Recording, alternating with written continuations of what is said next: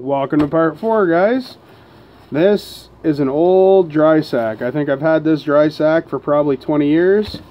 What I've got in there is just some spare clothes. I got my heavy bush jeans that actually have extra patches sewn into them. One day I'll show y'all. Cotton burns well is all I can say. I had to have a lady sew leather into it because they fell in the fire in the middle of the night one time on me. But they're great jeans. They're a Carhartt jean. But I've just got some random extra clothes. I mean, I always keep a long sleeve shirt in there. I always assume that I'm going to be wearing clothes regulated to the season I'm going out in. And I almost always have a hooded sweater either wrapped around my waist or hanging off the back of my backpack.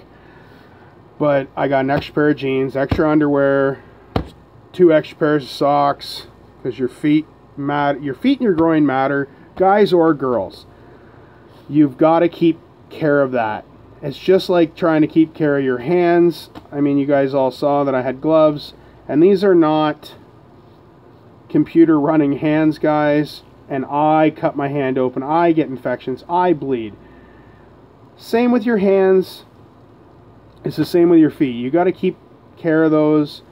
You know, the biggest thing in Vietnam, all those people would pull off their boots and have a buddy check their feet. Same as I do with my friends in the bush. If you have any little inkling, you get it checked out because it could lead to something serious.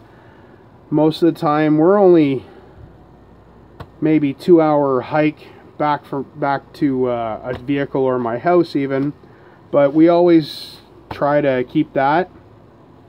Only because it's a good habit to always be in. So I mean, that's just a very simple bag. Yes, it is in this great big bucket that's watertight, but I am a prepper and a homesteader, so I like to be redundant.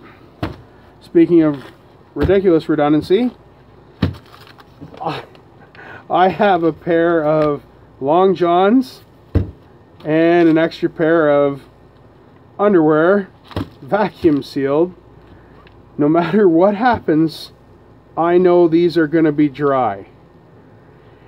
And if you've ever fallen into a frozen river or a frozen pond, knowing that there is guaranteed dry clothes so you can get yourself warm enough to start a fire, guys, is amazing.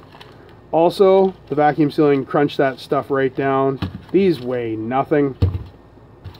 So they slip into anywhere, and I mean, they're nowhere near the top of my pack. It's not even worth trying to show you how I pack this bucket up, because nine times out of 10, I have a few things on the top, and then it doesn't matter what's beneath, because it's all campsite stuff. Now, I can show you, I'm a big fan of having things in different little packages. So as you can see over here, there's a pack here. There's a pack here, and this all changes depending on what I'm planning to do. But let me open this up. I got markers and pens in here. I like going out and reading. I have 3 kids, and just being able to go out in the bush and read by myself is a wonderful experience. But I keep a couple different books in. One thing I always keep with me is this just, hey, look at that. More advertisement for lovely Canada. So I always try to keep just some scrap paper so I can make notes for myself. They've come in handy more times than I can imagine, because it always tells me where to go back to, what to look at, what to research, what to look up. I also have just a little duotang, and it has a lot of pages I printed out. Unfortunately, my printer died with some ink. But what it has is just it's got a bunch of mushroom data. It's got some knots. Just stuff I figure I'm going to use. But if worse comes to worse, if nothing else, this is great to start a fire. But it's got site-specific information for me, guys, which is something you need to understand. If you're out in the middle of Ohio, there is no sense you having information on how to survive in the Arctic. So if you can just break it down, print off some pages as to what's important to you, great. Sorry, excuse me about that. This little pouch I got in my local military store, same with that poncho I showed earlier. It was a great little store. Unfortunately, it burned up, and I don't think they're opening back up. So I've got to go up to Toronto for a decent military surplus store. Now, another thing I have in here, I am a big fan of mushrooms, guys. I don't know what it is. They've always fascinated me, so I carry that one with me. It's not super great for my area, but it gives me some colored plates to look at. I have a lot more mushroom books, but that gives me an idea. I also have, I believe I actually got this through the Pathfinder website. It's laminated, it's tough. I've had it out in the rain. It's no worse for wear, but it shows some knots, only because I have a horrible memory anymore. And same thing, this wild and edible plants, because again, I just find a lot of the plants and fungi fascinating to me. The reason I have these is just quick. I can shove them in my pocket of my bush pants.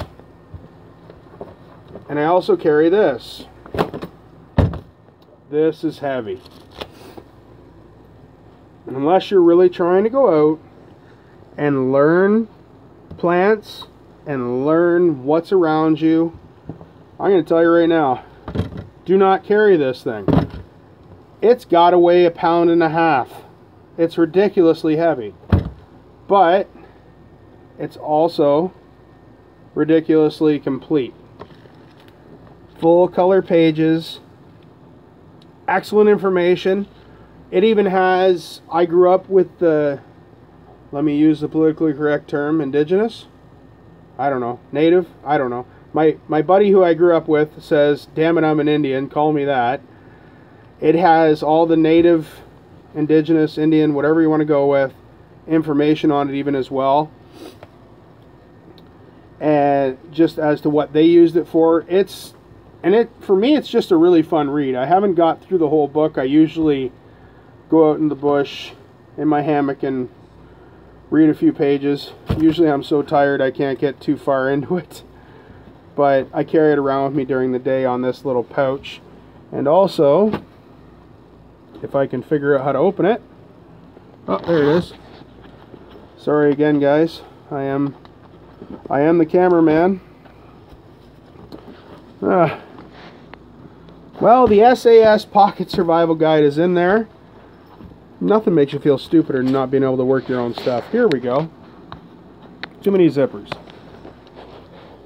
I keep that with me.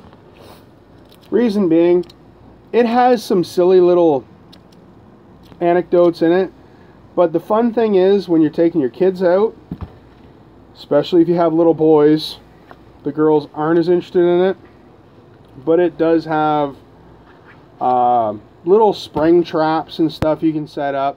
I remember a lot of them, but I like having the pictures there so I can show the boy and go, well, if you think you can build this, build it.